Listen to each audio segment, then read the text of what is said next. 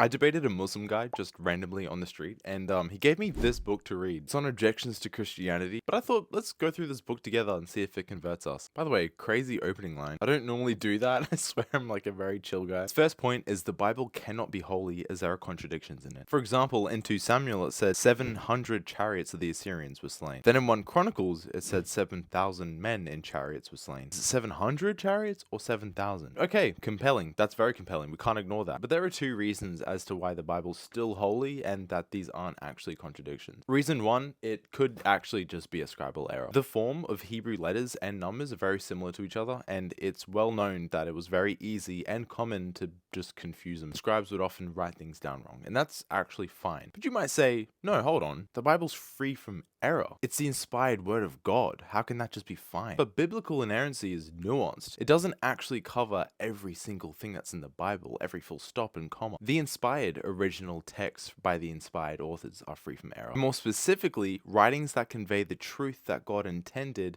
for the sake of our salvation are inerrant. Even then, reason 2, the author could have just inflated the number by a factor of 10 to emphasize the magnitude of the victory. Ancient writers actually did this all the time, and especially with warfare, which this includes and pertains to. So again, plausible. I think I said 2 reasons, but a third one is also in 2 Samuel it describes chariots being slain, and in 1 Corinthians it's men in chariots. Not to argue semantics, but there is a difference between men in chariots and chariots. If I tell you that 700 tanks were destroyed, but also 7,000 men in tanks were unalive, both those things can be true at the same time. Likewise, the chariot being destroyed doesn't really equal the men in the chariot being unalived. Get what I'm saying? But then it says that was the Old Testament. What about the New Testament now? John 5:37, you have neither heard God's voice at any time nor seen his shape. But John 14 says, he who has seen the Father has seen me. Ooh, which one is it? With this sort of stuff, let's just go beyond that verse and go into the entire context. Before this verse in John 5, Jesus just healed someone, and some people didn't like that because it was on the Sabbath, to which Jesus said, my Father always works, so do I. And they were offended because that was a God claim, which leads to this verse where Jesus was saying, your hearts are so distant from God,